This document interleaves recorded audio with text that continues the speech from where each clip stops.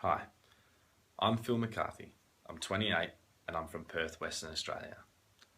Over the last 5 or so years, I've had some amazing opportunities for travel, and I've walked, driven, trained, bussed, flown, and even sailed while making my way across the world and having some truly unforgettable experiences. Backpacking and travel in general have really become a coming of age and a rite of passage for young people all across the globe. And nowhere is that more true than here in Australia. Australians have cultivated a bit of a international reputation for a thirst to travel and especially for seeking out adventure.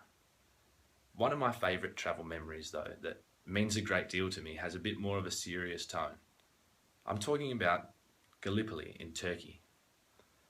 Gallipoli is a very popular tourist destination for Australians of all ages, most of whom go there to pay their respects to the people that died and to learn a little bit more about a place that has come to mean a great deal to our cultural identity as Australians. When I experienced Gallipoli, I was 23 years old. At the time, I really felt like I knew the story of Gallipoli already. I'd studied it in school, I'd read some books, I'd talked to my dad, who's an avid historian and has visited there himself. I'd seen some movies, but nothing really prepared me for the actual experience. Experiencing Gallipoli firsthand really enforced my already strong feelings about the tragic loss of life, but also the unique relationship between Turkey and Australia. Turkey has really embraced the people that died in that war, no matter what side they fought on, and they've paid the utmost respect to all the soldiers and all the families that they left behind. And proof of that is when they open their doors to so many Australians every year for the Anzac service.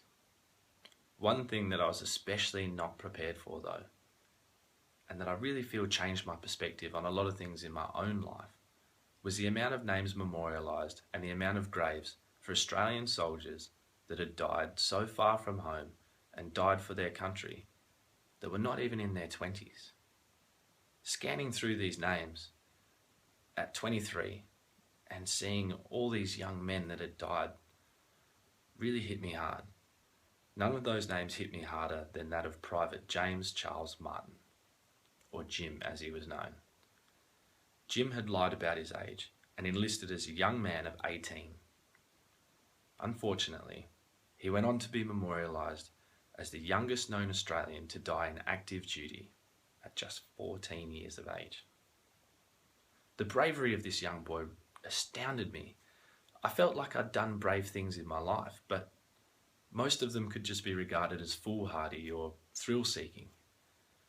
But the thing is, James grew up in this time where, at 14 years of age, he already felt that it was his duty and it was the honourable thing to do to fight for his country in this war and to be a man. And there was nothing more important than being a man and doing his part. The thing is, it never should have happened.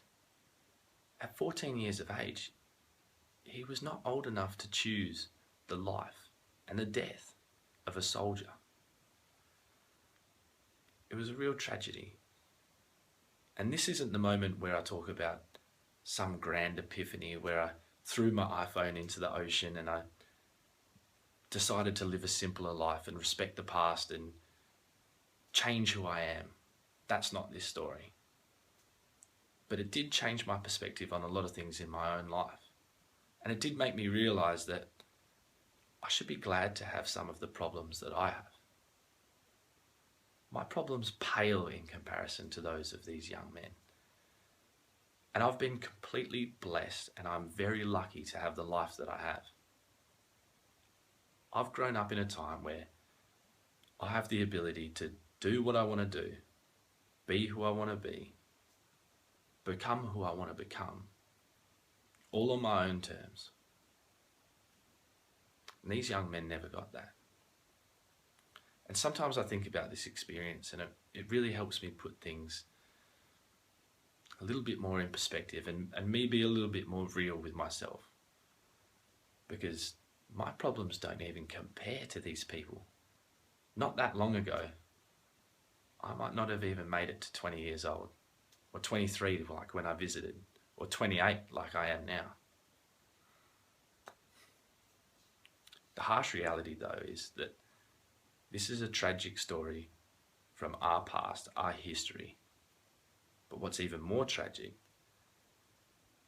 is that for a lot of countries, this isn't their tragic past. This isn't their tragic history. This is their current situation. And realizing that